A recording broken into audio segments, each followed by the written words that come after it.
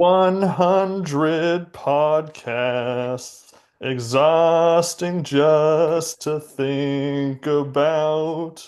How can we face 100 podcasts? The thought of all those podcasts makes me weak. Bravo. Welcome, Bravo. everybody, to the 100th episode of the Two Fish at the Table Poker Podcast. I'm one of your hosts, Legend Ben One on Poker Stars.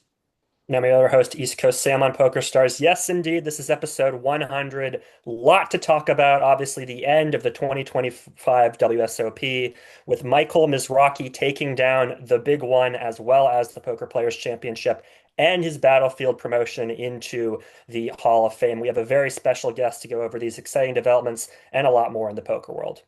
Yes, we'd like to introduce here Mr. Jim Reid, our special guest here. Tell us about a little bit about yourself. Who are you, Jim?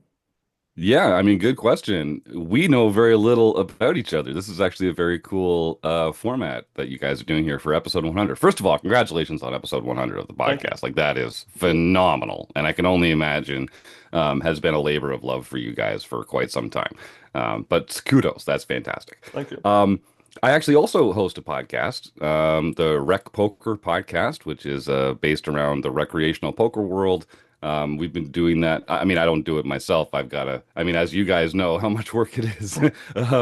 I've got some friends that kind of help me with everything that we do at Rec.Poker. I love poker, maybe like fanatically. I'm not a gambler. I have excellent bankroll management, so I'm not ever in a position where I'm like allowing it to have a negative effect on my life in any way. But I love poker more than anybody I know. I just think it's the greatest game in the world, whether you're playing for play money on the Poker Stars home game club or if you're playing for real dough, live or online. And I've been lucky enough to kind of develop a role in the poker world, both through helping to run the Rec Poker community, which is like a learning community, a training site that offers coaching and other resources for recreational poker players, but also to become, a relatively accomplished player for recreational standards.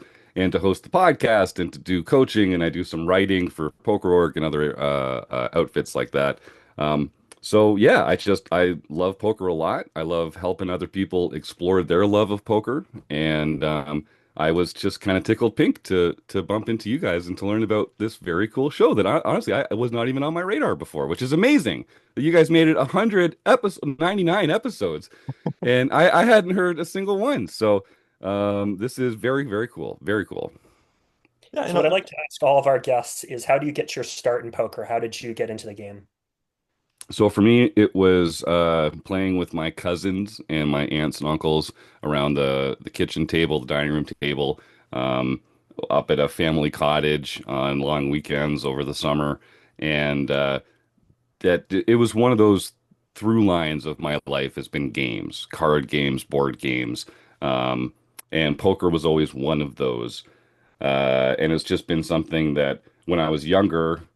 I just always loved playing games. I was lucky to be in a family where other people loved game playing as well, and there was always people to play. I come from a big family, and that just blossomed into games being part of my social life in high school. A lot of euchre, a lot of backgammon, um, and then finding the real problem was just finding other people to play poker with.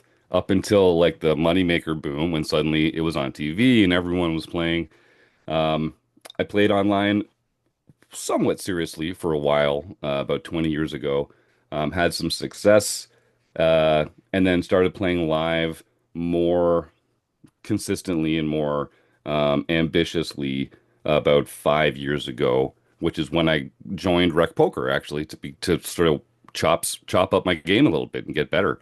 And ever since then, it's just been the sort of like fairy tale experience of hanging out with friends that I've made there, traveling around the world, playing poker in exciting and exotic locations. And yeah, I don't know what the future holds, but like the my poker journey has been rapid and ascent and something that I'm very, very stoked about. Yeah, very cool. Yeah, we kind of began our poker journey when you had those mid 2000s ESPN broadcasts with Yes. Rick Raymer, Joe Hashem, Chris Moneymaker, that sort of, peak poker era of television for us. And that also came at a time where, our friend would play, we'd have poker to the repertoire of games when we'd hang out. And so I can relate to a lot of what you were just saying about your Mm, family. And of course, the annual Thanksgiving poker games, of course, too, was a big deal in our family as well. yeah. Nice. I love that common element. Yes. And so again, when you say the recreational poker side of things, are we focusing primarily on Texas Hold'em, or are we also dabbling in some of the other games? I enjoy mixed games. I think that they are more fun. I think that they're less solved. I think that in a lot of ways they are kind of the future of the game.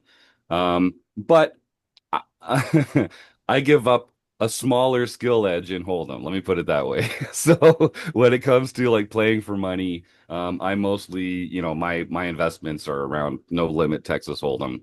And but we do run like at Rec.Poker, we are trying to bring more mixed games into people's lives. We run like a mixed game of the month. Every month is a different one where we try and like encourage our members to take a step out of their comfort zone, like I'm talking about, and try some new mixed games. I wouldn't say that I have like a favorite one. I wouldn't say that I have like a lot of experience with them, but I've enjoyed the exploration, and I think more people should play mixed games. Like Robbie Straczynski, who has this fantastic mixed game festival that he runs occasionally in Vegas or other places like that. He did one in Montreal last year as well, which is close to where I live. He has a real emphasis on low stakes mixed games where people can come and dip a toe in and not feel like their bankroll's on the table. And a lot of mixed games are limit games, which also makes it easy to kind of dip a toe in and not feel like you're gonna get stacked in one hand of a game that you don't know very well. So I wish I played more mixed games. I think everyone should. I Mhm. personally have a very nice soft spot for 8 game mix every now and then, so I can appreciate Nice. that. And I know Sam also likes those mixed games too, right, Sam? Yeah, I used to play a lot of 8 game mix and horse. Now it's mainly sort of Texas Hold'em for me. But yeah, I really appreciate the mixed games. Those are great. Mm. Hmm.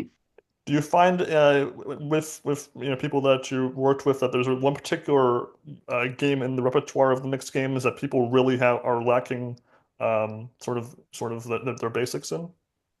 I think the further you get from Hold'em, the more people struggle with it. Mm, So games like Raz or Badusi, like games where there's like five cards or where you're trying to make a low hand or where you're not trying to like I can't say there's one that really stands out, but gotcha. basically like people kind of they get PLO pretty easily.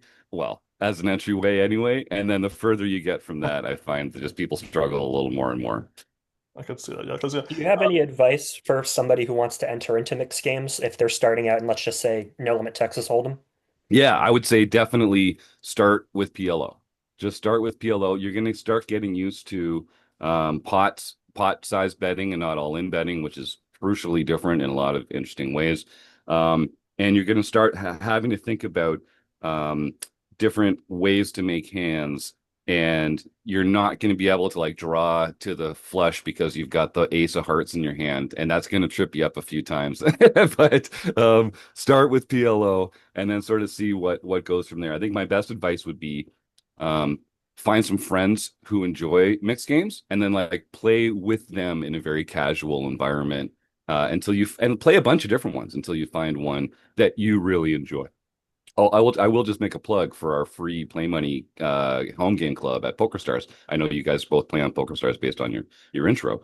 Um, like I say, we do a mixed game series throughout the year, and the whole point is for people to come in and try it for free and like play against other thoughtful, serious recreational players and find out what you like, what you don't like, what you need to work on, what you're never going to play again, that kind of stuff.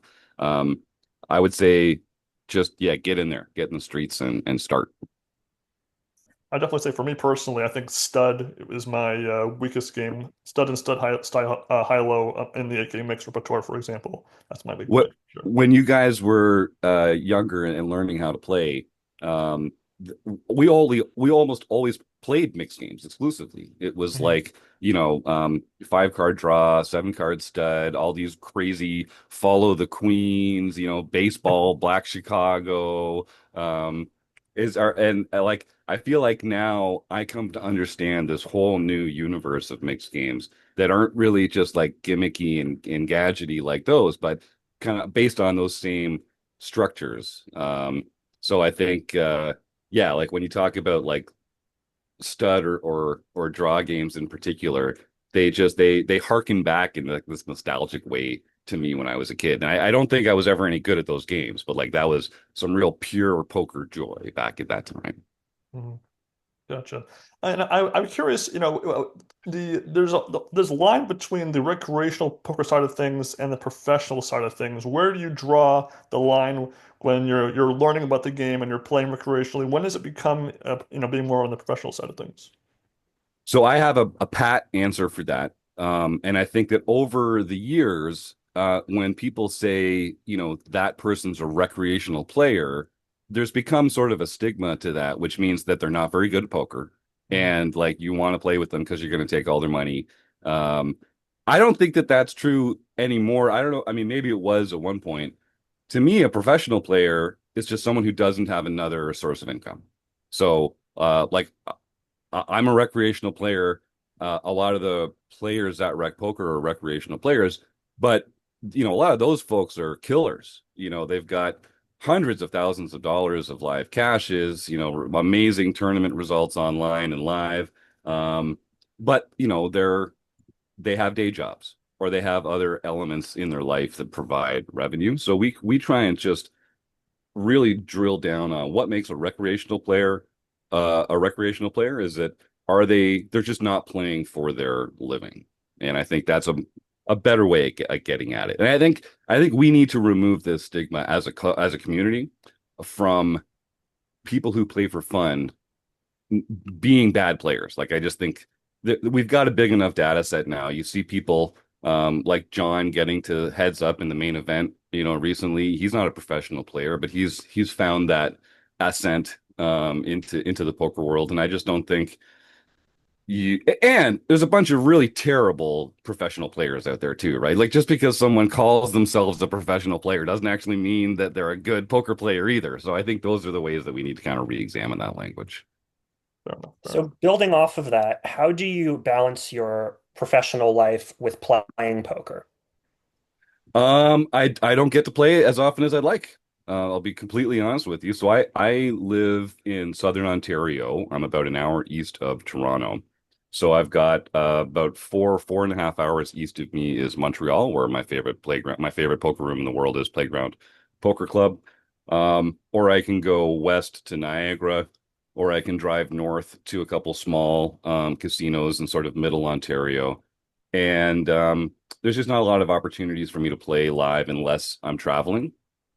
Now, because I'm involved with this Rec.Poker group, we do road trips all over the world to go visit our members and like playing home games with them and do, like promotional fun events at casinos and that kind of thing. So, most of my actual poker play, I get to kind of boondoggle into these awesome trips. Like I was down in Vegas for the WSOP. I was in Ireland. I was in Dublin a couple months ago for the Irish Poker Open. I'm going to Montreal next week for the World Poker Tour. I'm going to be in Minnesota in a few weeks for the Rec.Poker weekend at Running Aces, which is a fantastic experience if anyone's in the state of Minnesota. Um, and because I'm so involved in what we do at Rec.Poker, most of my non-working time is built around supporting the community, doing administrative work for that group, um, recording our own podcast, doing training videos, that kind of stuff. The amount of time that I actually spend playing poker is pretty small. But poker is a big part of my life in ways that don't involve playing, whether like it's coaching or writing about it or producing our material, or working on the Rec.Poker community. I feel like, and my wife would tell you, that poker is a very, very big part of my life and takes a lot of my time. But very little of that is spent actively playing. So, during your limited chances to play poker, what sort of game do you find yourself playing in usually? So, for me, like I said, poker is a competition. It's something that I'm scoring against myself as much as anything else. Like I liken it to playing golf. It's like, yes, you're playing against these other people, but really it's about like, how did you perform today? Hmm. Did you make a lot of mistakes? Did you make large mistakes? That's kind of how I determine my own success criteria for poker. So I play very low stakes online. I nurse my bankroll very carefully. Um, I try and play, if I'm playing tournaments, I want to play large field tournaments because the fun in that is that narrative arc of the tournament and going deep and, making it into the money and approaching the final table. And then I do love that so much. Uh, so mostly play when I'm home. I mostly play low stakes, large field MTTs on Poker Stars Ontario, which is a lot smaller than the global player pool, unfortunately. But I have been playing a little on GG and Global over the last little while and ACR, although I don't like ACR as much. And then live, I mean, my favorite way to play is live cash. Cash is to me a more elegant game. It's more social. You can leave whenever you want. Um, I don't need to tell you guys, like a winning tournament player's graph is like lose, lose, lose, lose, lose, lose, huge score, lose, lose, lose, lose, lose, lose, lose, beat medium-sized score, lose, lose, lose, lose. And cash games are more like win a little, win a pretty good amount, lose a little, win more, win some more, lose a little, win more, win more. And so it's hard to like 1,000 times your buy-in playing cash, but it is a much more predictable. You have a lot more control over the game. You can change tables, you can change seats if you don't like who you're sitting with. And I think that people are a little more relaxed and interested in talking and having a good time and joking around, which I really enjoy. It's a social element to the game. Um, when it comes to tournaments, like I said, live tournaments I don't play very frequently, so they're mostly just shot taking for me.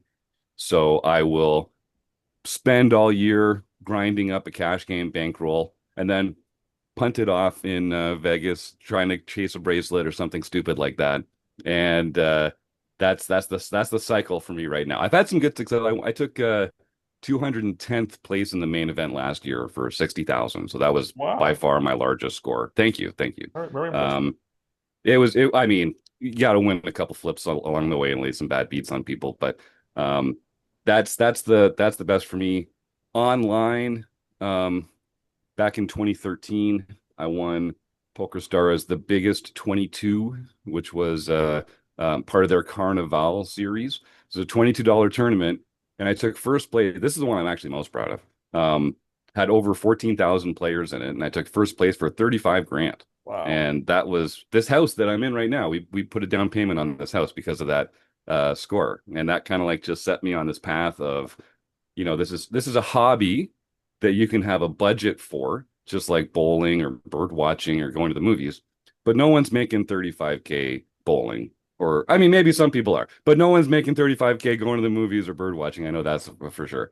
So that's been how I've kind of approached uh, game selection. And I, I'm a rambler, so I hope Oh some no, of that it's answered great. some of your Yeah, questions this is good anyway. stuff. I want to Okay. say during the live stream of the main event last year, I don't think you were ever on one of the TV tables, right? I feel like I would Uh, have. No, Jeff Platt did an interview with me at one point, just the sideline, Yeah. but I was not on the featured table. But that was extremely coul, and Jeff's a very cool guy. We've How had him how on the long show after before. the interview did you bust though? Because the Ah, yeah, yeah. No, it was a whole day later. oh I good, think the okay. interview was on, or was it? No, it was that day. He interviewed me in the morning of day 5, and then I busted right after dinner break. Okay. And then And then we did a short interview today at the end of day 1. Hmm. And oh, sorry, today, this year, when I went down for the series this year, he did a short interview with me at the end of day 1. And then, like, not even 72 hours later, I busted again. So I think the Jeff Platt curse is back. It's real. It's a real thing. Avoid that man like the plague. Gotcha. Well, I'd like to offer my humblest apologies to you for suffering the Jeff Platt curse, but Uh, Yeah. Yeah, it's tough to come back from. That's a bad beat. That's a bad beat right there. But speaking of this year's main event, I did feel like this year's main event was a pretty entertaining and headline, Hmm. run of it. We're kind of in the I call it the CBS Sports Network Poker Go era of the main event. And the last couple of years, I felt were kind of lacking. There was some Hmm. tech issues on Poker Go. There was some relatively uneventful, final tables that weren't particularly super, entertaining here. I think this year was a much bigger improvement. And I thought that the roster of players they actually had on the main tables was pretty entertaining. We had a lot of the greatest hits from years past. We had guys like Zilong Zhang and Rigby who had been prominent characters in recent years. For example, Helmuth and Negreanu in the early days when they were in the tournament. So I thought it was a pretty entertaining main event. You were actually there though, so you can know better to me. What was the atmosphere like this year compared to maybe years past? So I think this year the final table was a really impressive collection of players and stories and different kinds of players and different backgrounds and different skill levels and experience levels and like some legends and some new faces. And I thought that was fantastic and very good for the game. I'm not sure it was worth going through. Can I curse on this show? Go for it, Is that please. Go for it, okay? I'm please. not sure it was worth going through that Kassouf bullshit for as long as we had to do to get there. Like, if that was the price for admission to get into having a great final table, I'm not sure I would pay that price again. I think, I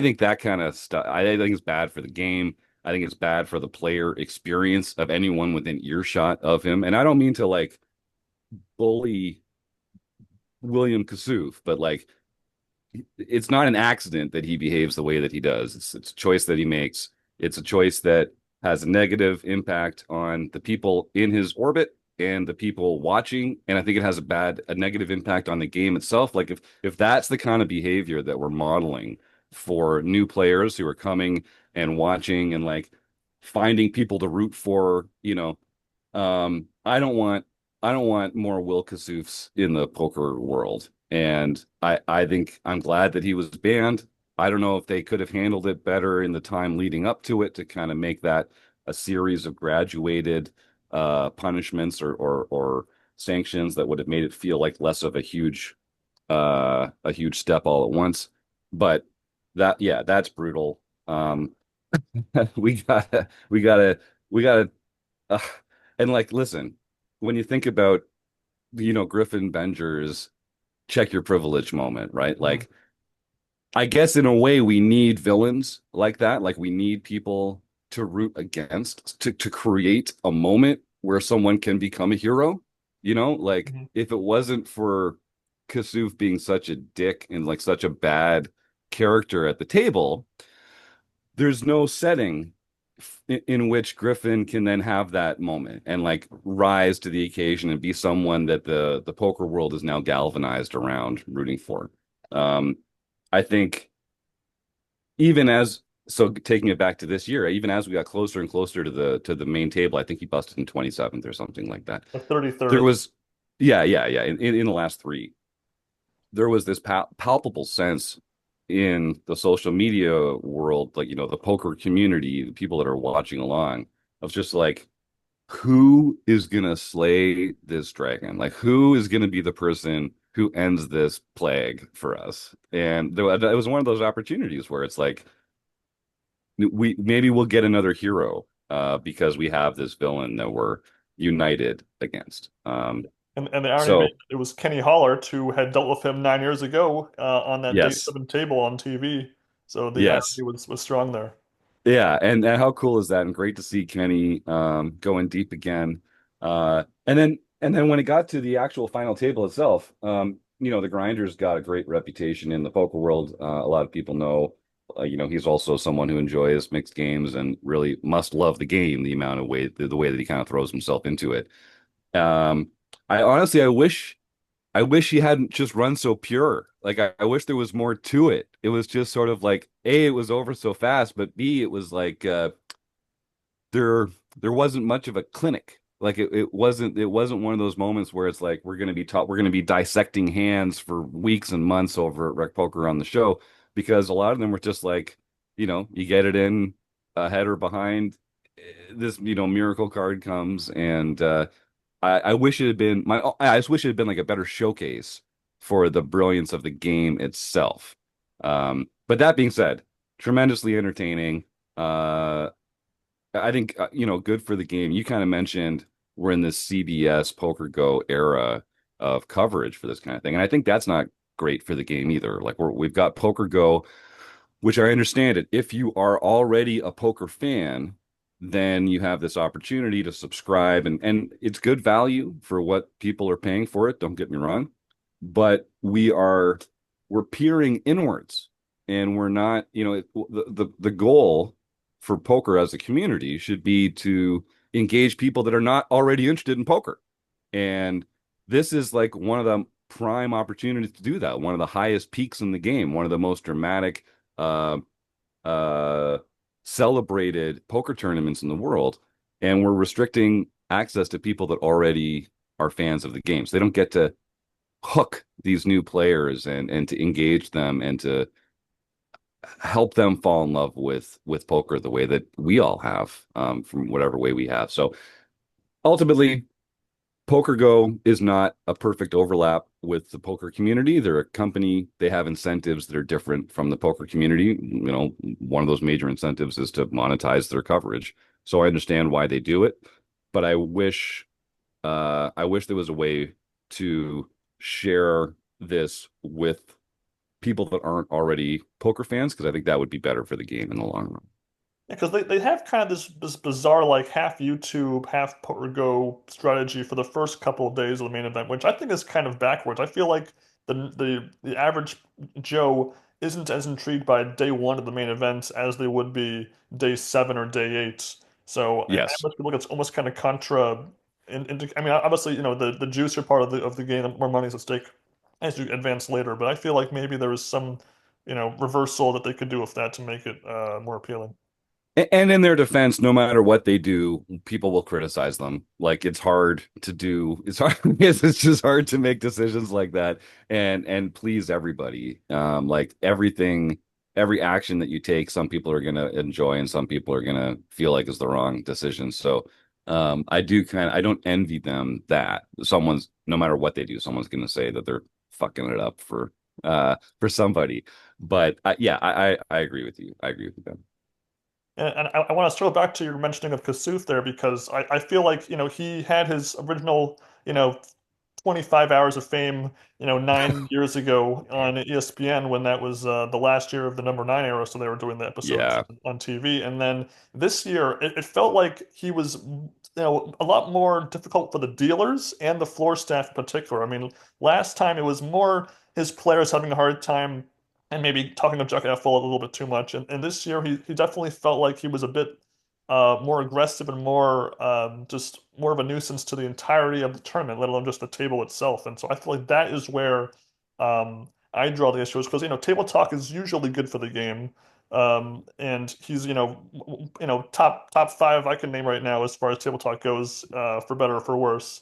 But when he's like asking the dealer to count the to tell him to count the bet every time, and he's taking at one point on day six, he was called the clock. The clock called him like 13 times in like two different levels, which is what led to his penalty, which requires the dealer to literally count out loud his 10-second shot clock. I mean, it really changed the whole table in a sense.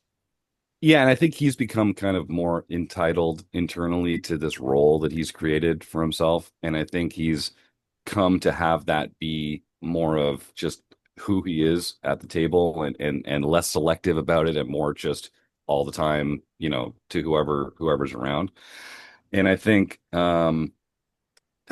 yeah, I think he's become yeah, as you say, Ben, like the way that he behaves has become a bigger problem, not just for the players there, but for the staff and the dealers. And I think that's ultimately what escalated the situation this time so much is that like he really no one's rooting for him. Like he's like no one wants him to stay in the tournament at this point. Like everyone's is like ganging up on him, but all he has to do is just stop and like just if he like actions have consequences, man. Like I feel sorry that he feels like all these people are jumping on him, but like it's a free country. You're free to talk as loudly and as obstructively as you wish, and everyone else has the freedom to judge you and act accordingly. Like that's what freedom looks like. And I, like I say, I kind of feel bad for the guy, but it's a prison of his own making, and I, at the end of the day, don't have any real sympathy.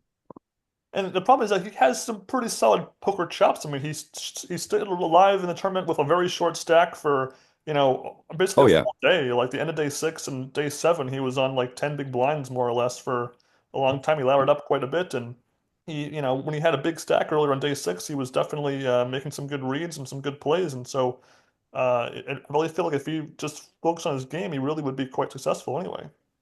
And he was definitely becoming negatively affected. Like his game suffered because Yes. now he's only getting 10 seconds for every action. And he was in some spots where like I think having more time would have been appropriate.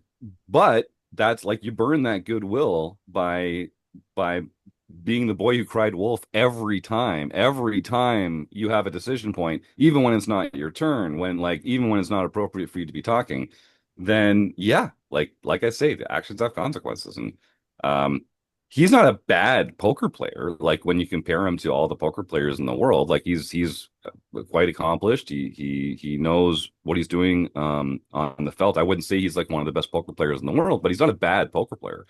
And I do think he he feels like he gains some EV from this performance and the way that he tilts other players. And I don't know whether that's true or not. I don't know how you would quantify that. But he definitely is leaving some EV on the table as well by of his own by the way that he paints himself into a corner and this role that I think it's necessarily a net benefit even for his own game. Yeah. I Well, feel speaking about another sort of headline moment, Martin Kabrhel, as we've been kind of talking about famous people who are Yes. talking at the table, somebody who's obviously an accomplished player, won his fourth bracelet this year, managed to get to third place in the Player of the Year standings, and yet does many of the same antics and tactics as Kassouf. Do you have similar thoughts to him? I do. He's I think he's more measured and selective in his approach to that. It's not just a constant barrage. I think of William Kassouf similarly to someone who has like very bad personal hygiene. And when they sit at the table, they just smell so bad that like no matter what they're doing, if you're sitting near them, your experience is being affected. And like it's just like there's not they can't turn that on and off. That's Kassouf. Um, Cabral, he's more selective, he's more targeted. I also don't think it's good for the game necessarily the way that he approaches it. And I think if you remember last year when there was this whole controversy about like was he marking aces with his thumb and like peering over and trying to even if you aren't even if you're not marking cards, that sort of to create this impression that you could be and to like be playing into that. Again, I see the EV in it from the standpoint of being like intimidating and for people to like feel like you have an edge against them. If someone feels like you have an edge against them, you have an edge against them, right? Like this is combat. Like this is competition. The mental game's a big part of it. And like when you see boxers coming together before the fight and they're all mean and like pressing their faces into each other in a totally non-sexual way at all. You get this sense that they're like just trying to like prove that they're tougher, get inside the head of the opponent, and then maybe the other guy flinches at one point in a critical point in the match. So that's what Cabral does. I think he does that better than Kassouf. Um, but I still think it's like there's got to be a better way, guys. Like it's yeah. Yeah, I don't know. I don't know that I can speak more specifically than that to it, but I think they're in the same ballpark, but Cabral is just a bit more of a technician when it comes to that application. Yeah, I mean, it's kind of weird when you're just a spectator to the game observing these things versus you're actually at the table, next in the seat, one seat over to the guy. I mean, you have to wonder if, as somebody who has never personally played with either Kassouf or Cabral, for example, I've only seen them on, streams or TV or anything. It's a little bit hard to be like, well, as long as they don't slow the game down, it's okay. Because having a constant earworm would definitely wear me out too, though. We actually talked about this. I was invited to come on the Poker News podcast with Chad Holloway and Mike Holtz a few weeks ago. Mhm. And we were talking about the difference between being at the table and that experience and watching it as a spectator online Mhm. and how different those experiences are for both of those. Um, I do think that like they're both important. I think the player experience is what I'm primarily invested in. But you know, my one of my friends works one of my friends works in the production booth, and on like day 5 or day 6 of the main event or something, I met him for dinner, and he was like glassy eyed because he'd had William Kassouf in the dealer's ear the whole time in the production booth. So like for the last 9 hours, he had just been like listening to this as part of his job, and he couldn't take it anymore. Um, so yeah, I think but here's the other thing, ultimately. And people will say, "Oh, it's better to have these characters.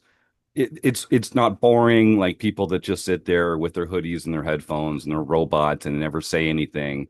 And like that is it's definitely different, but there are so many people who are fun, colorful characters at the table, who are a positive role model for other players, who engage with the players, who make people laugh, who tell fun stories, who tell jokes, who like are kind to people and like have conversations with them at the table about things. Like there's so many ways that we can avoid being these robots with the hoodies and the headphones and not just be a huge dick at the same time. Like we can actually just be fun-loving, happy people playing a game. And I just wish, like, if you were on one of the last 7 or 8 or 9 tables of the WSOP main event, imagine imagine being like a recreational player or just some unknown or undecorated player. You've made the top 100 of the WSOP main event. You're one of 7 or 8 or 9 tables that are currently available for them to stream. And the streamers think that you are so boring or otherwise bad for the game that they're putting William fucking Kassouf on stream for 6 hours that day because like that's the best option available to them for their broadcast. Like, how terrible does that make you feel as all the people on the other tables in their tournament? They're like, wow, the poker world cares so little for me and my story. And like, this is the biggest moment in my poker life. You know, I'll never be in this situation again. Or maybe you're an upcoming star who has like a huge ascent in front of you, and you're going to be like a regular in the, and this is going to be the first time that you made it through to this point. But no, like they're choosing to put Kassouf on there instead. And like, I like, boy, I would be sad. Like I would feel like I would feel very small if I was one of those other players on one of those other tables that was like, this is what they'd rather have than just a few of us. Like how, I don't know. I don't know.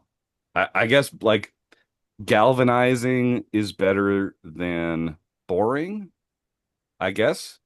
But like, there's got to be a way to be positively galvanizing. Like, I guess that's the next hunt. That's the next that we need that as a community. I cannot abide the idea that we're like grooming a new generation of Cabrels and Kassoufs. That's a boy, talk about a shoot yourself in the foot moment for the poker industry.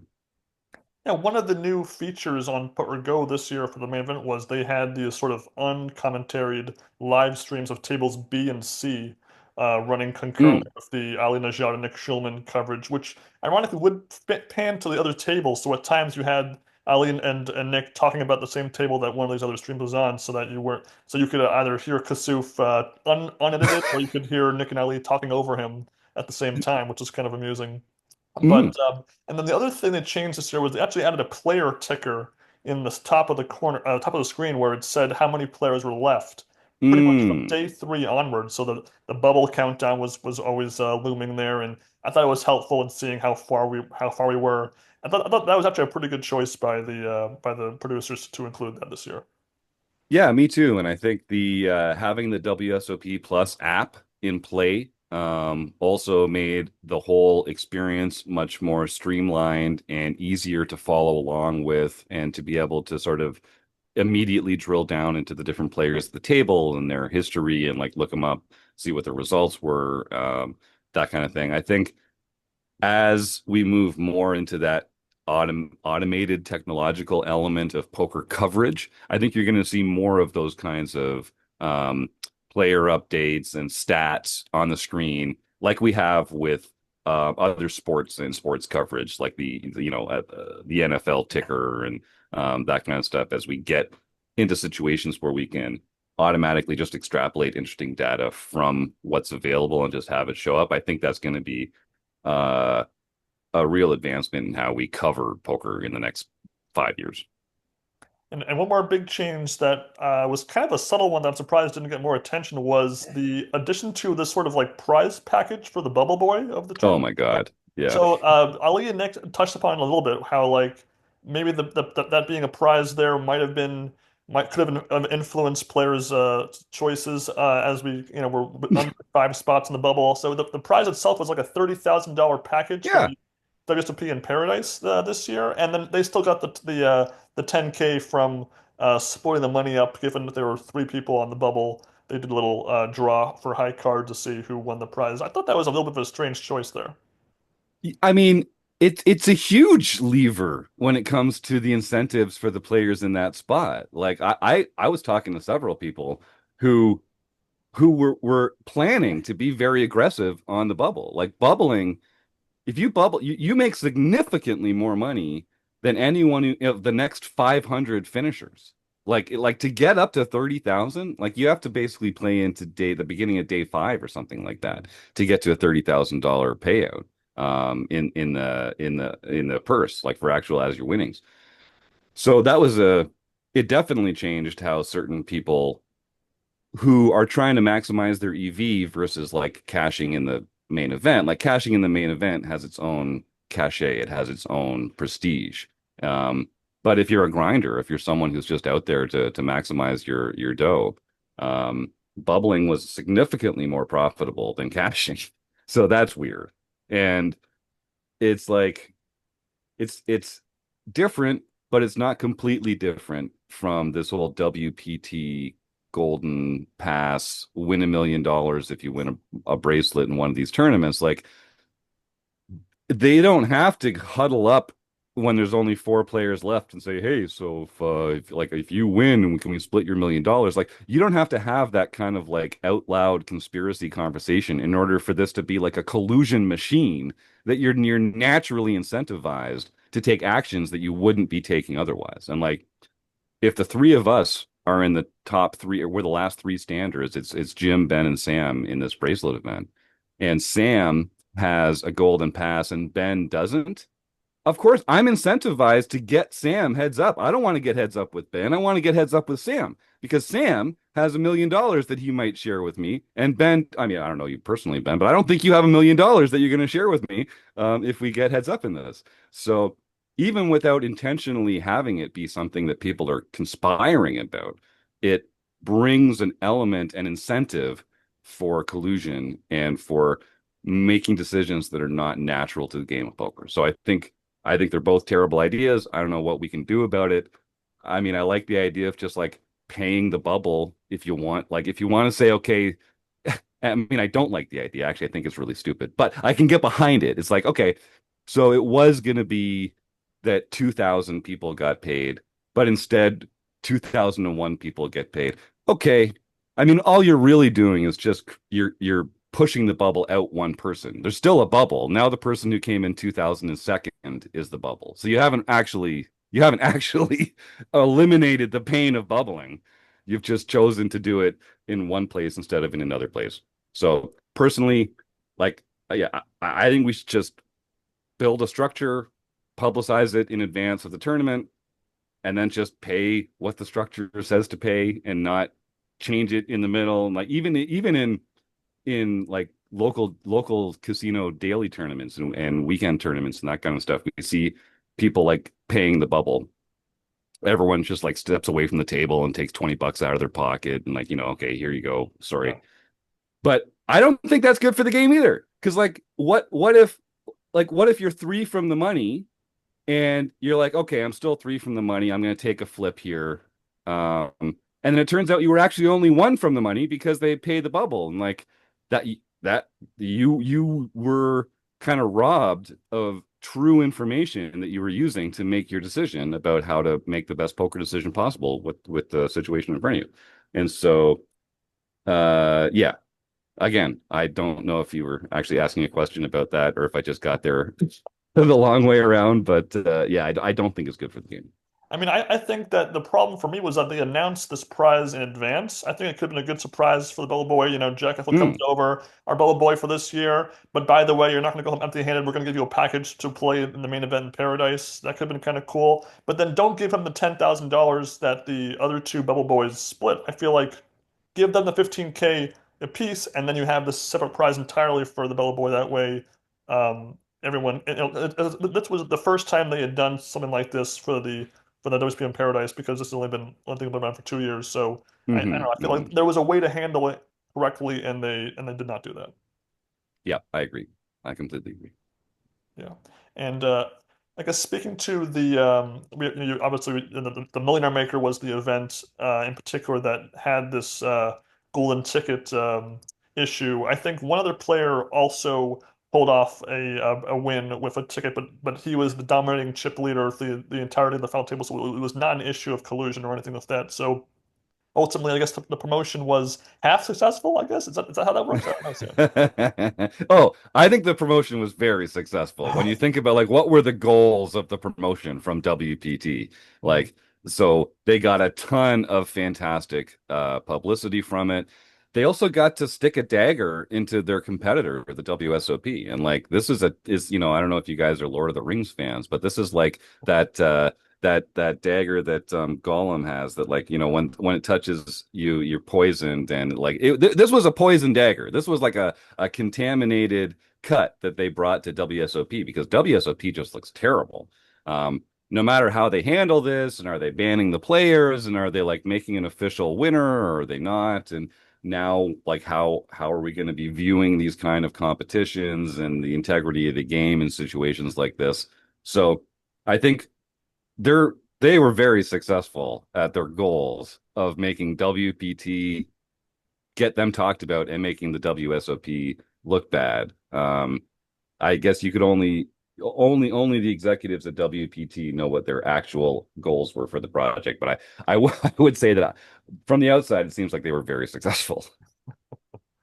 Yeah, I agree with you.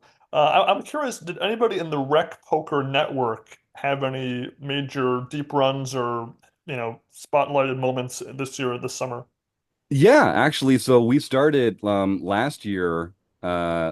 So the last couple of years have been good for Rec.Poker. We hit a couple milestones. We've got over 2,000 members around the world now. We've got over 100 premium members in our training program through the website.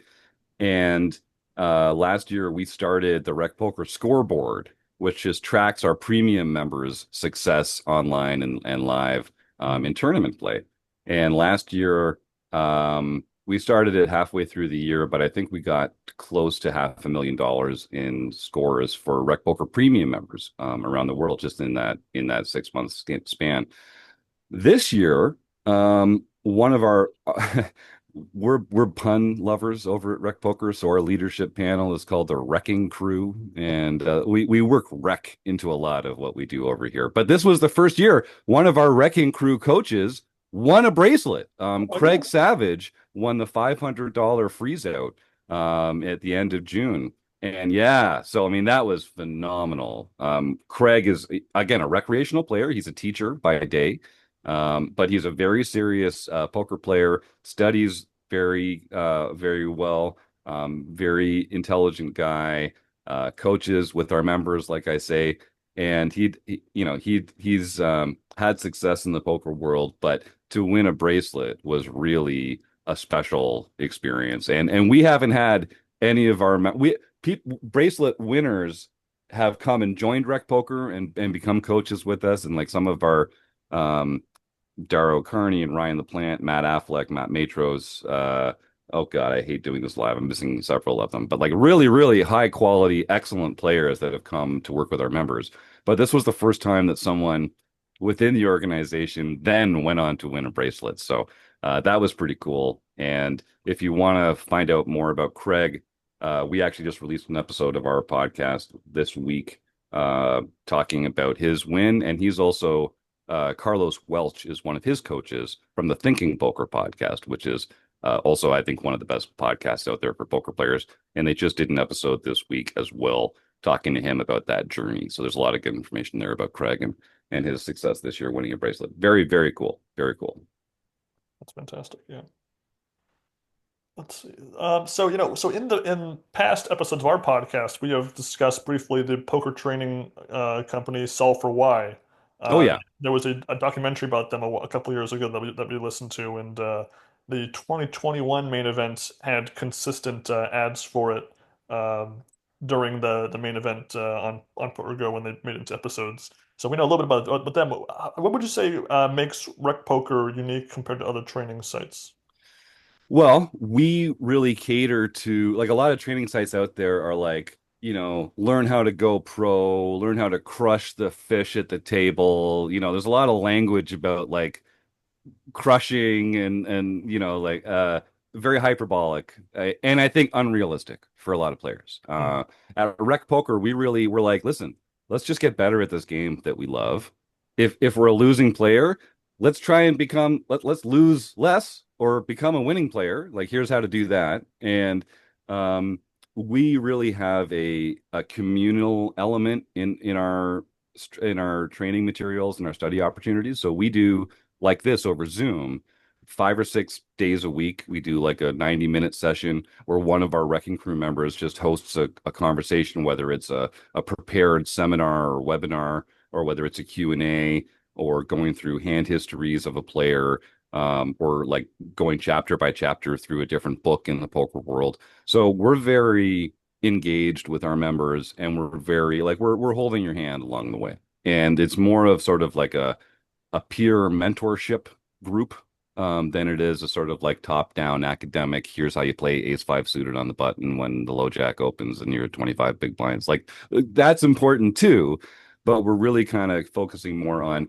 how do you think about poker? What does success mean to you as a player? What role does poker have in your life? And I think one of the things that makes us special, I mean, a lot of what we do is free. We're mostly volunteers at Rec.Poker. We're like, it would be great if it took off and I could quit my day job and just work on that full time. That sounds lovely, but that's not why we're doing it. Our goals as an organization, we have 6 goals, and the being profitable doesn't come up until the fifth goal. Like that's not really why we're here.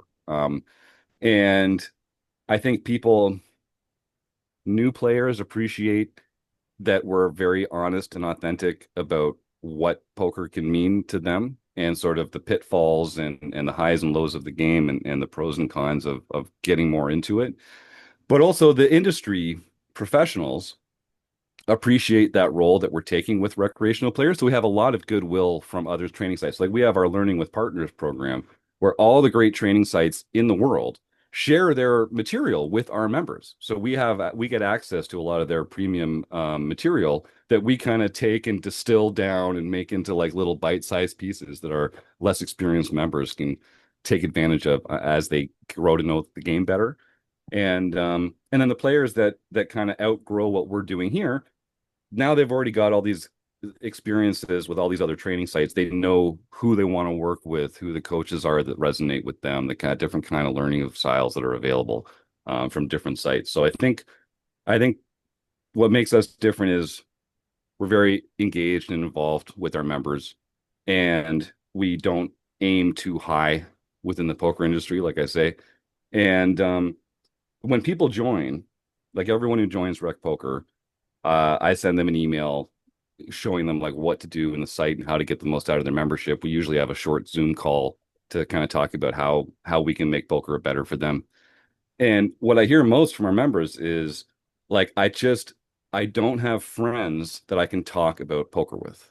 And like, I've got a great support network, I've got a loving family, I've got friends, but I just don't have people that I am familiar with that I can like actually talk about poker with. My friends' eyes glaze over when I talk about, this hand I played or something like that. And like my wife is obviously just humoring me when I like tell her about this bad beat I had at the casino on my way home.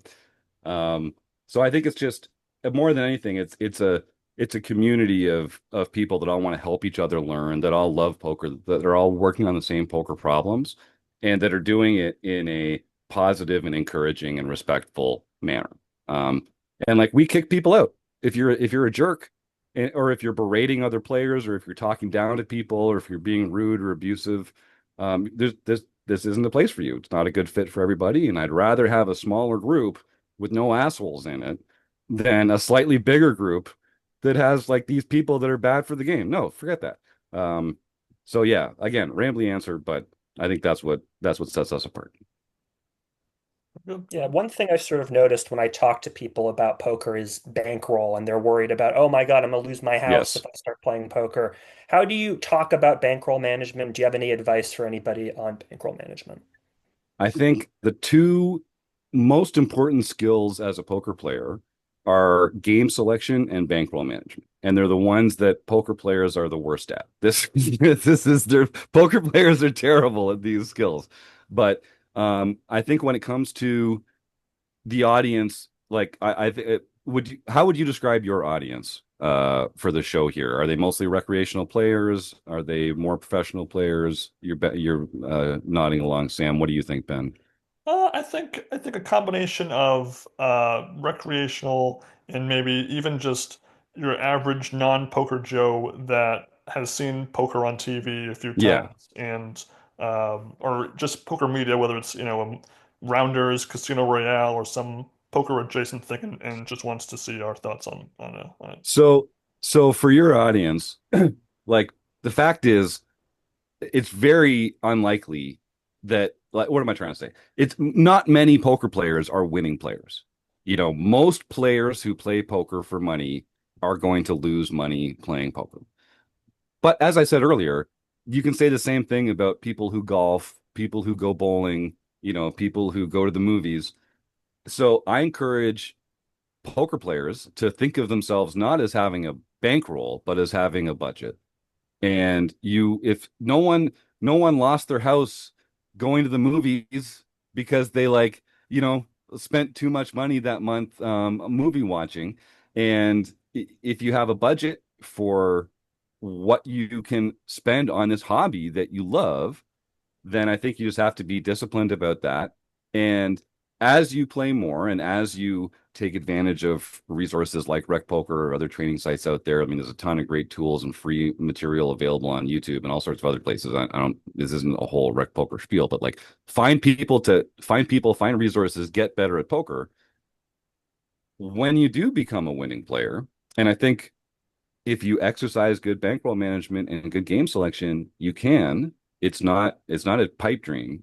It's just not going to be that like star-studded, sexy red carpet experience that a lot of people think like, oh, this is what being a poker pro is. Like, no, no, it's definitely not. Don't do that. And like I tell people like people ask me like, okay, I'm getting to this point, I'm thinking about going pro. And I tell them like, don't, don't go pro.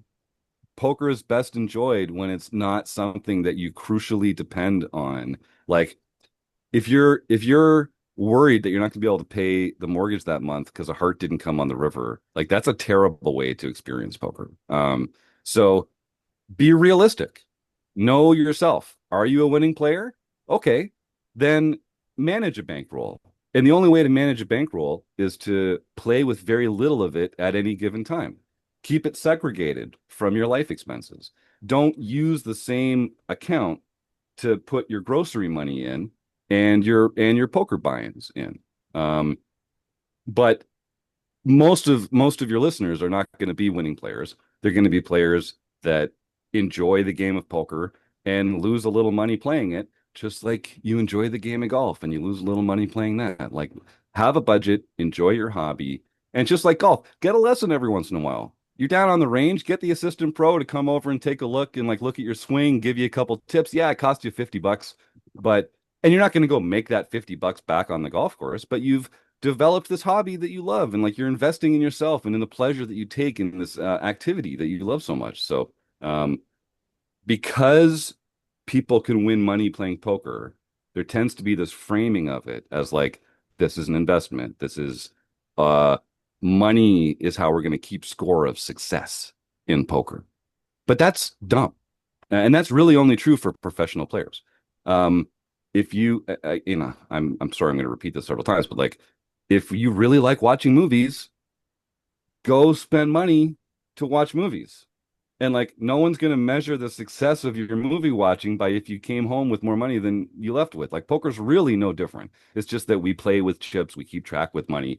So there's this framing of it that's money centric. But I think that's just it's a fallacy, and I think we should be treating our bankroll as more of a budget and just the way that we are able to enjoy this hobby. Very well said. Very well said. Let's see other stuff on my little question list here to go over here. I guess back to this summer's World Series. I guess you mentioned how the app was a pretty big hit Mm. Hmm. for you and I assume most players here. Of course, flip phone old me can't engage in that. So oh Right. well. Good for you, though. You're richer in many other ways, I think. Good trade. Yes. Was there any other changes, either subtle or large, that you felt made a difference, positive or negative, in this year's World Series? I mean, the app did make it had a number of knock-on effects. So, for instance, you got more re-entries in tournaments because people didn't need to go line up again. And Mm. like you could just hit a button on your phone and buy in again, like in real time. And I saw players busting and like, hey, dealer, get me out of the system. Like I'm trying to buy back in. Like I'm standing here, it's been 30 seconds. Why can't I buy back in? Um, so not having the lines, like that was a huge difference. And the lack of friction when it came to entering or re-entering tournaments. Um, I'm a little worried that they're making it too easy to enter and re-enter tournaments because like I played the main event this year and I handed over $10,000 in cash. And like there's that moment where you're handing it over where you're like, it's like it's a real thing. Like you're very connected to that money and the opportunity cost of playing in this tournament. Whereas there's like this gamification of it in the app where it's just like, oh no, hit this button, enter tournament. Like, yeah, that was $800 or whatever, but like it doesn't have the same effect, doesn't have the Right. same connection to it. Um, so that was one. And let me see. Changes to the way that it was. I had another one, but I talked myself around it. And now I don't remember. If it comes back to me, I'll jump back That's in. okay. No problem. No problem. Um, Oh, yes, sorry, there was one.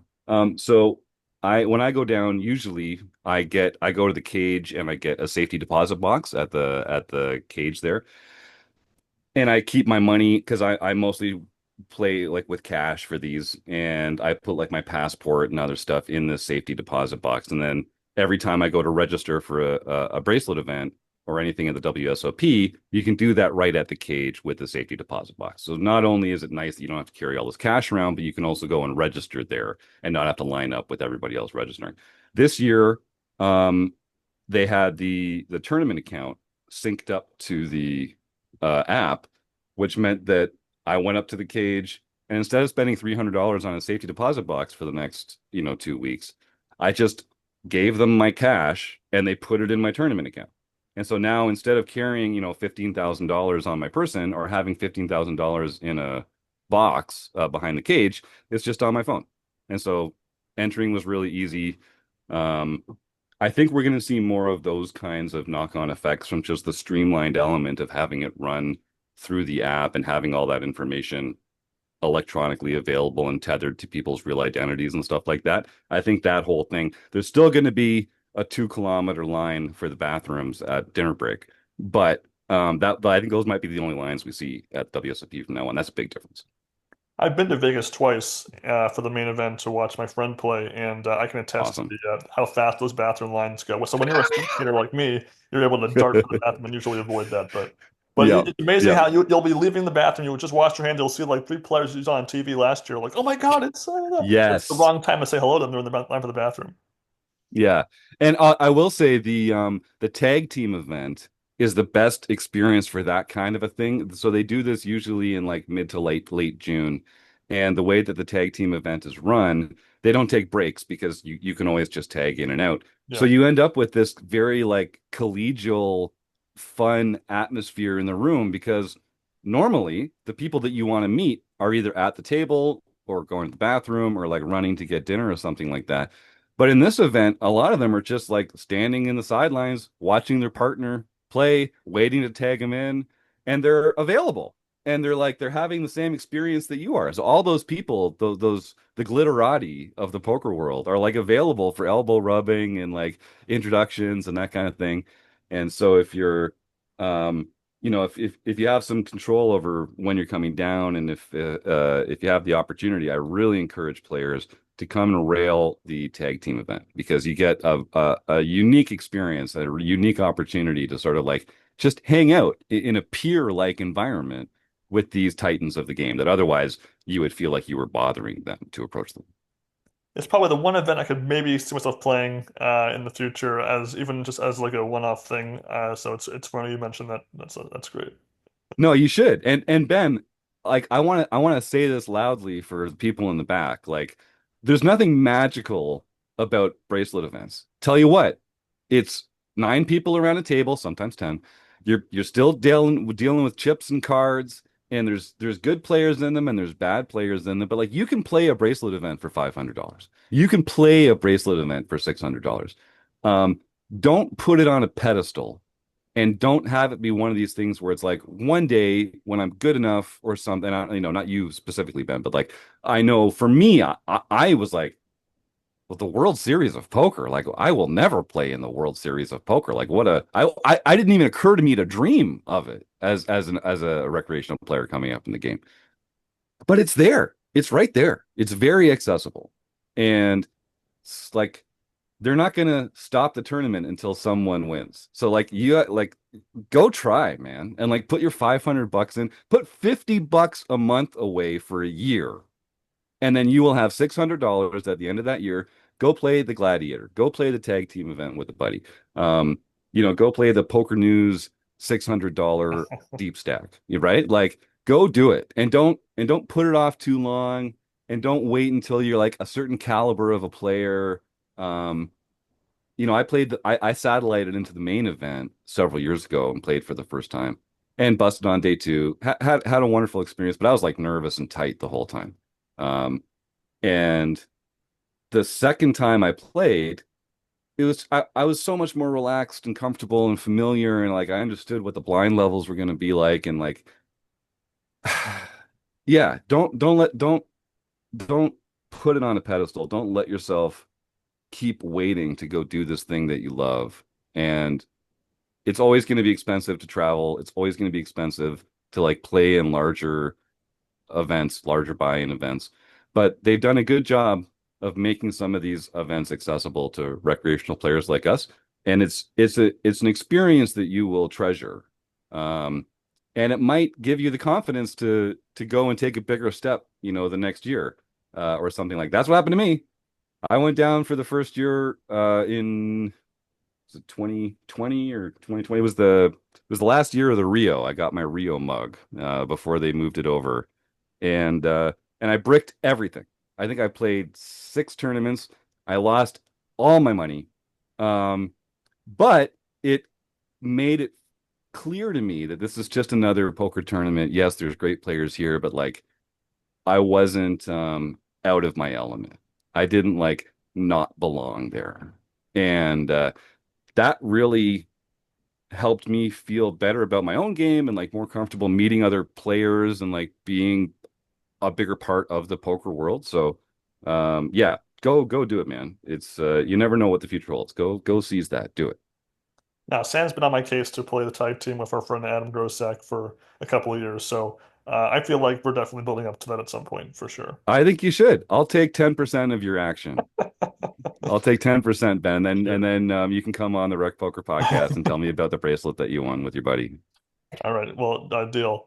Let's see. So you mentioned that so you played the main event this year. Survived a little bit after Jeff Platt would have cursed you maybe. Yes, Did you yes. play with anybody that had any prominence in this year's coverage? Anybody that ran deep? Anybody that was or at least somebody mainstream that we would know about? Not this year. Last year, I was I'll it's not a bad beat, but I'll tell you about my bust out hand from last year's main event. Okay. So I had gotten up to about 3 million in chips at one point, and I was down now. I had about 17 big blinds. A player opens a few seats to my right, and then the player to my right was sort of a quiet guy. I hadn't really gotten to know him very well. This will shock you, but I'm pretty talkative at the tables. I'm like trying to find out people's names and like get Yeah. them into the action and that kind of thing. This guy was very reserved. He three bet, which he'd been doing quite a bit, and I shoved cold four bet pocket queens with my last 16 big blinds. Folds back around to him. He like spends half a second looking at his cards and then calls with ace 10 of hearts. Um, so he had three outs. Goddamn, had to come on the turn. It even brought in a straight draw on the turn. It's like I could still make Broadway if he gets a jack on the river, but we didn't. Mhm. That player was Jonathan Tamayo, and he went on to win the main event last year. Wow. Yeah, and part of my shtick is when I'm playing, I use this Rec.Poker shot glass as my card protector. Mhm. And once I get very few chips left, I put them in and I put it into the middle, and there's like shot glass equity for whoever busts me out. He busted me and he took the shot glass, but he has completely ghosted me since then. I've tried to get him on the show. He will not Wow. respond. Yeah. But I think a perfectly lovely guy. I got no beef with him. But yeah, I get to say at least I was beaten by the best. Wow. That was And quite the plot twist. yeah, yeah, yeah. And I didn't know at the time, of course, right? Like it's just day five, just this quiet guy with khakis, always wearing khakis. And yeah, turned out to be the winner of the whole damn thing. So that was pretty cool. Yeah, there was a documentary called like The Ultimate Stack released last year where it followed one stack of chips throughout the entirety of a tournament. So Oh play big, yeah. and then they bust, the next player takes over, and so I guess in your case the shot glass could have been the focus of Yeah, the documentary in that that's case. right. That's right. Yeah, I thought that was actually, I remember hearing about that. A very cool way of covering a tournament like this. I It really love is that very idea. I hope they do more of it. Yeah. yeah, a sequel totally would be very, very cool. Mm-hmm. Tamayo, I guess in your if I was in your shoes there, I know that he made like the final three tables in '09. That was kind of his last, big win. Yeah. And so a nerd like me, I memorize these things like you wouldn't believe. So I would be like, well, he's capable of calling a face 10 there, but either way, no, Yep. that's too bad that he got you there, but at least, it couldn't have been to a better choice of a bust out, right? To the guy that wins the whole thing. That's right. And honestly, I mean, please call me when I've got pocket queens and you have one overcard. Like, please, let's flip that 1,000 times. Please sign me up. That sounds great. Didn't go my way that time. But I probably shouldn't have been in that position in the first place. Like I went so much deeper than my own expectations or hopes or dreams could have been for that. So when it's time to go, it's time to go. And it's the most painless bust out. One of my like most painless bust outs, even though it was on the verge of life altering money, even though it was on the biggest stage in poker. Um, I'd much if I'm going to bust a tournament, I'd much rather lose a flip where I'm ahead than make some mistake that I'm going to like beat myself up over later. And you're going to lose flips. You're going to lay bad beats on people. People are going to lay bad beats on you. That's part of what makes the game great. That's part of why, if I play 1,000 chess matches against a grandmaster, I'm going to lose 1,000 games of chess. If I play 1,000 games of poker, hands of poker, against Phil Hellmuth, um, I'm going to win some of them. And it's not because I'm a better player. It's just because poker has that balance of skill and luck. And I think people that get like upset that they lost a flip, it's like it's integral to the game of poker that you win flips and lose flips. And like it's, eh. we have to kind of remove this connection between our emotions and the results of these cards getting flipped over. Because of course it's we love the highs and lows of it as well, but like everyone but one busts every tournament. And like coming in second place hurts just as much as 210th. I mean, the payout's better, but only one player gets to feel like they didn't lose the tournament. So if you're going to be upset every time you lose a poker tournament, um, maybe switch to cash.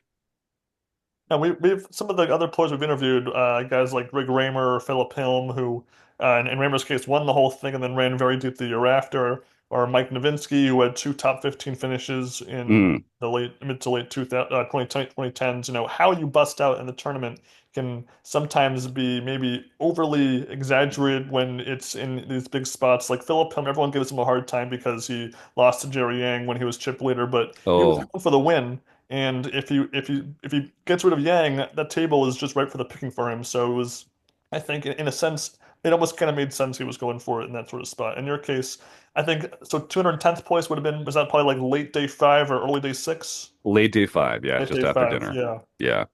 So again, so it's kind of like the perfect spot where it's like you weren't one of the first like waves of bust outs after the bubble burst, but not so deep where it's like, oh my God, now I just missed out on, $1 million.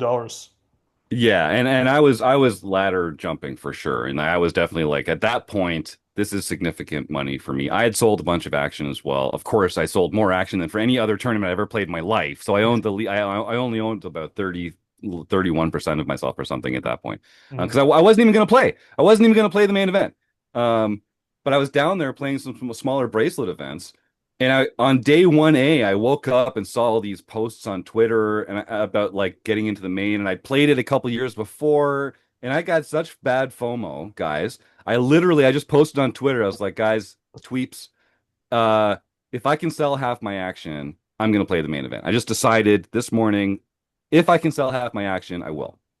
And like 36 hours later, I'd sold two-thirds of my action, basically just through people on Twitter who wanted to come along for a sweat. A lot of them less than 1% at a time, like 0.5% or 0.25% of a time. A couple people took bigger pieces than that.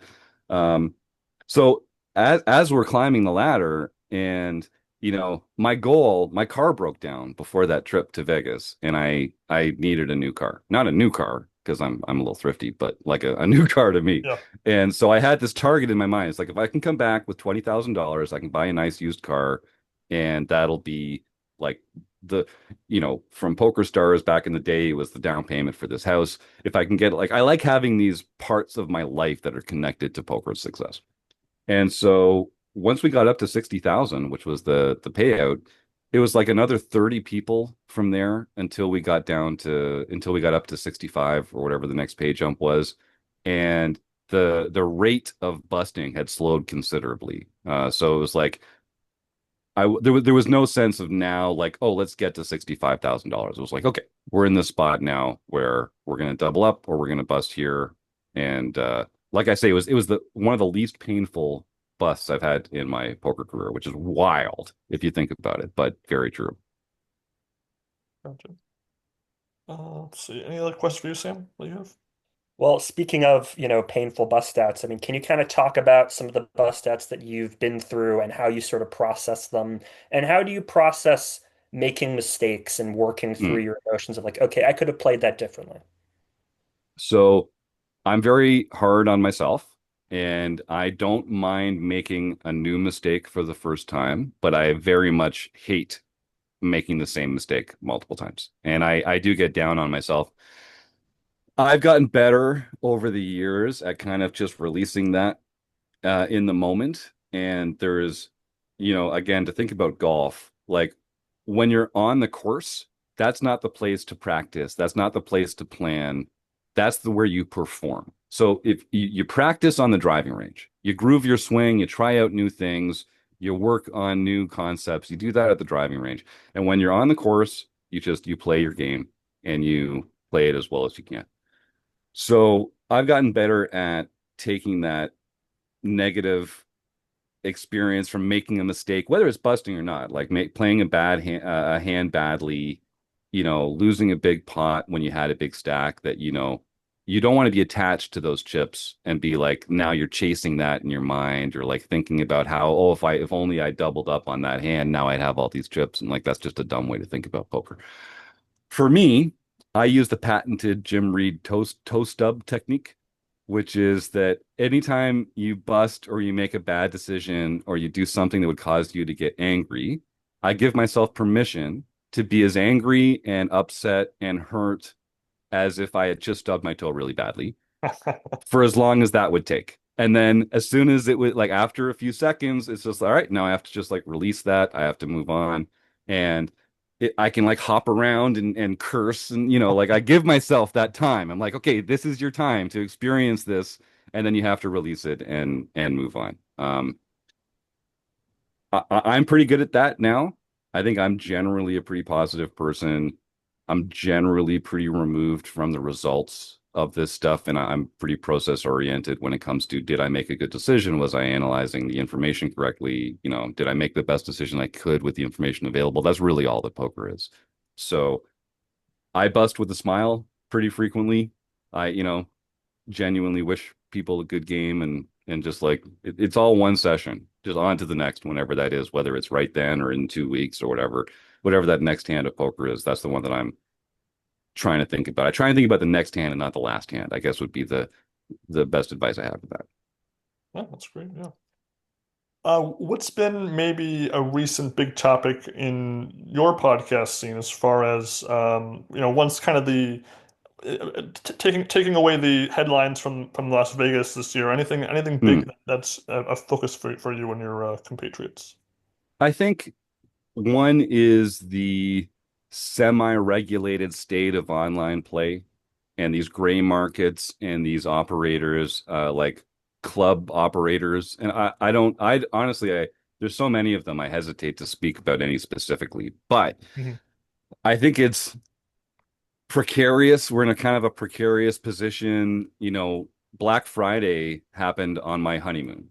My wife and I were leaving. We're pretty frugal, like I said, so we don't. But we treated ourselves for our honeymoon. We spent a week at this beautiful resort in Mexico, and the weather had been perfect. It was just like a storybook week. It was so nice. As we're checking out and we're like loading our stuff onto the bus to get taken to the airport, it starts pouring rain for the first time, and my phone starts blowing up with all these messages about like what I later found out was Black Friday that day. And that had such a yeah, oh man, like whoa, wow. Like being from Canada, at least I wasn't in the same cauldron as a lot of my American friends who lost everything that was seized on those sites or kept on those sites. But it was still very, the poker world changed that day. The the problem that we're in now is that because of the way that some operators are pushing the edges of the rules for handling money, opening up opportunities for money laundering or bad faith actors, not segregating their funds, player pool funds from operational funds, and particularly these sites that have agents that you pay there's an individual that you're like giving your money to, and then they're distributing like fake chips to you and your friends, and then if you want to cash out you need to like contact them and get them to give you the money back, and the clubs gets to say just like, oh well, that's kind of like between you and your agent, we don't handle that. um I think there's another Black Friday type event coming, and it's uh I worry about that. I worry about the effect that that will have on the recreational poker world. um and I worry about solvers, and I worry about real-time assistance. I mentioned earlier I'm a big fan of backgammon, and backgammon's the game before poker that I played the most and that I played for money, like with my friends. Um, and for a while, you could play backgammon online for money. And what ended up happening was like the computers got so good at solving backgammon. It's a relatively simple game. It's a closed box game. Like there's no, it's not nearly as intricate as poker, so it got solved very easily.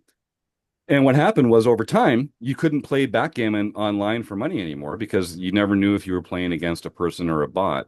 and the bots were so good at it, you were basically just like, you were never going to win money. And so the game just disappeared. And like no one plays backgammon. Very few people play backgammon anymore, and nobody plays it online. And the game has suffered, and the backgammon lovers have suffered as a consequence. So I see that, like, that worries me. Um, Game integrity online, particularly. And the sites are incentivized to block that and to come up with countermeasures and that kind of thing. But, it's just we're in this arms race between the real-time assistance users and the sites. Like, they develop a better edge, and then the site comes and blocks it, and they find a way around that block, and then the site kind of finds a better block.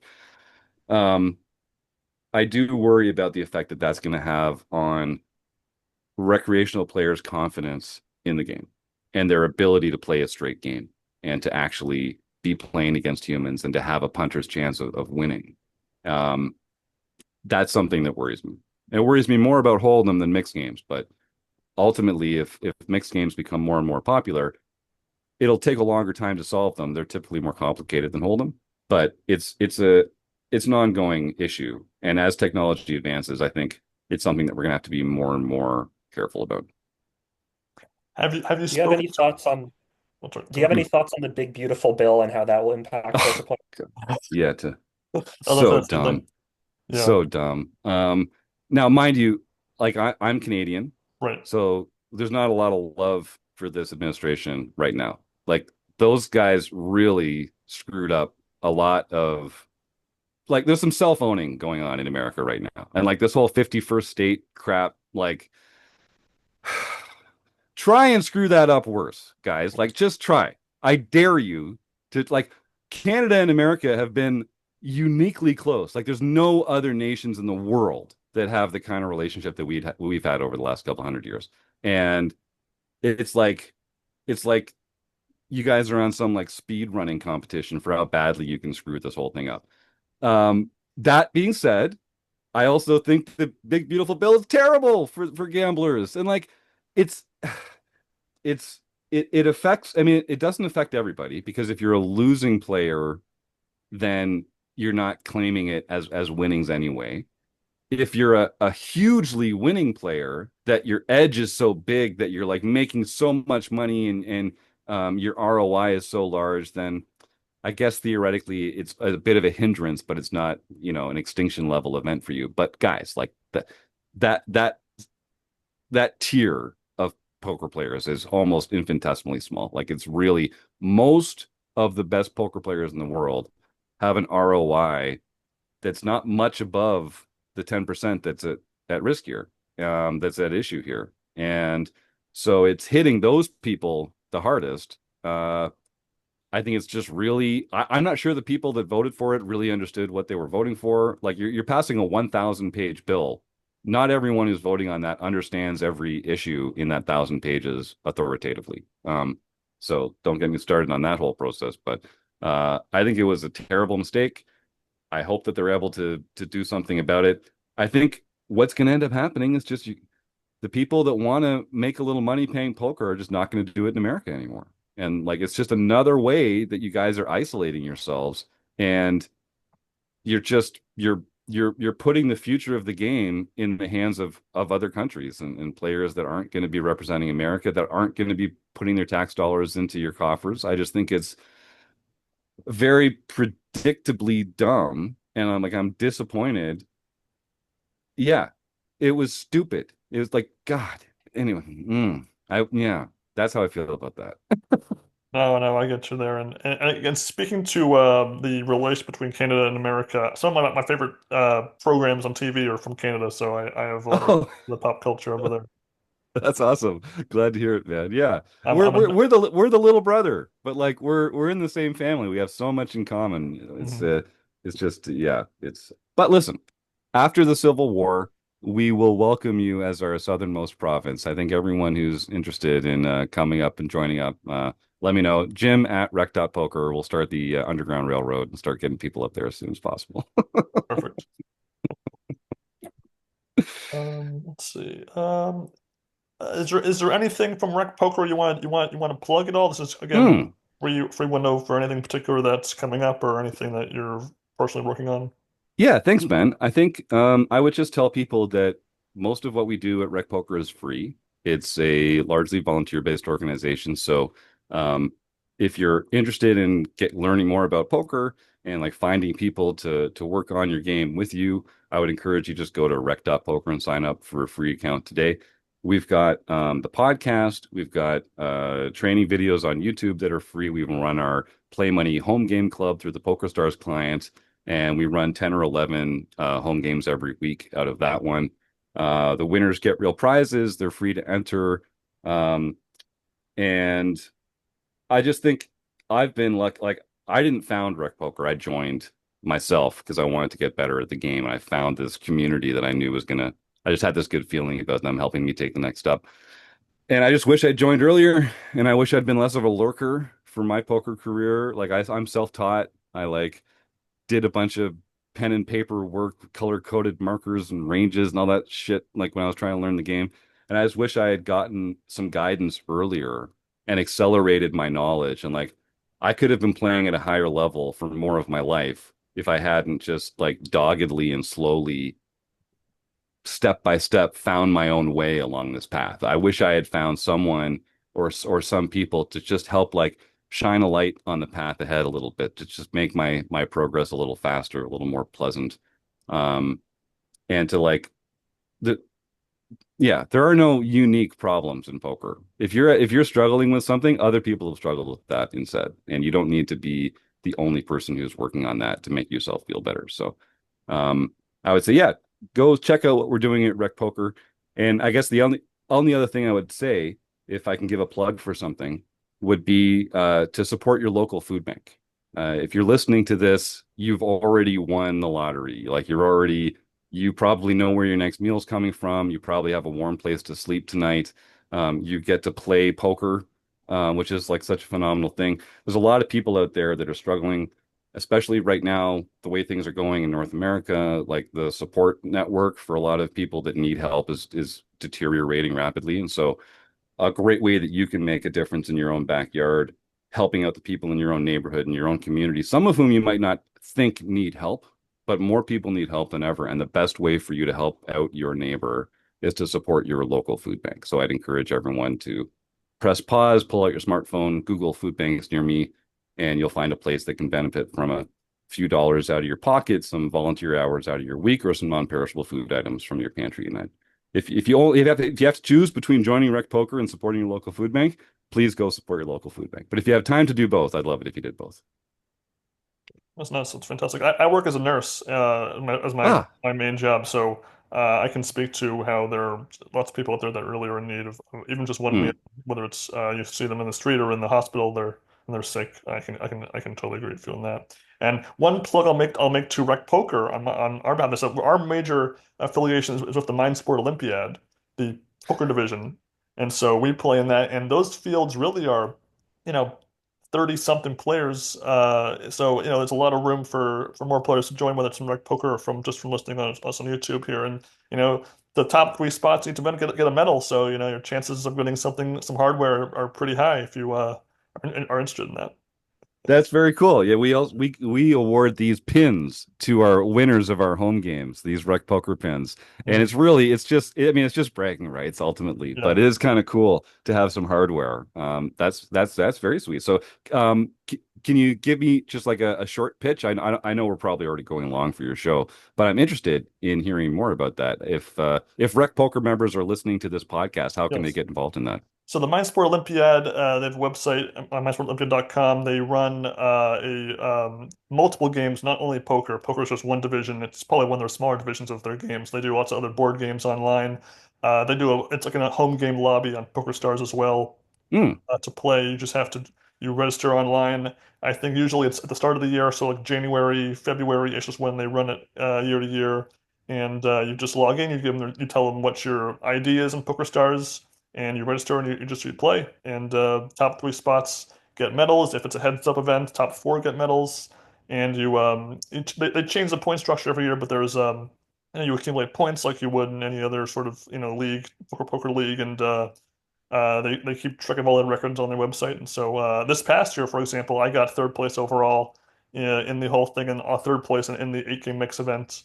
Oh, And awesome. so that was, and those are my first medals ever. So I was happy to finally break my curse. Sam has 8 medals, so I Mm. have a lot of catching up to do though. Well, congratulations. Thank It you. sounds like the sign up process sounds very similar to like we do ours also in the home game club Yes. at Poker Stars. And it's yeah, they make it pretty easy to run that kind of stuff. So that's great. Yeah, they're Um a London-based organization, and again, it's not only poker. So if you are, big on board games like you were growing up, you're going to find probably more than just one game that you're going to have an interest in too.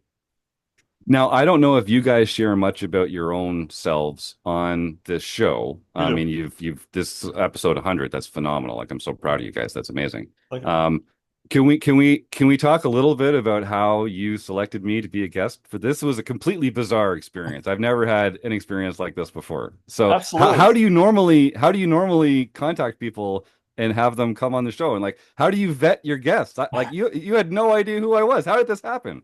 Well, we sign off every episode saying we're always interested in guests, whether you were on TV on ESPN, 20 years ago, or if you are just a, curious poker average Joe wanting to get your story out there.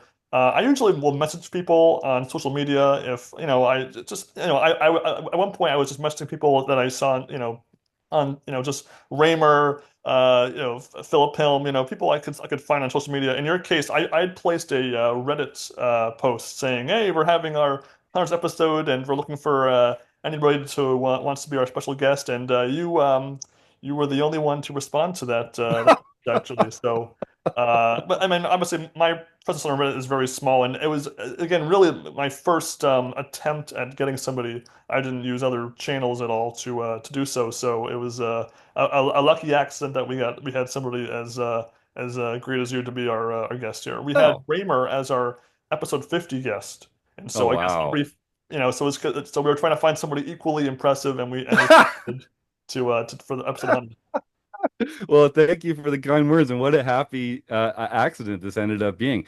Listen, guys, I'd love to have you both on the Rec Poker podcast one of the days this summer or fall. I think you guys are right in the wheelhouse for what we're trying to do over there.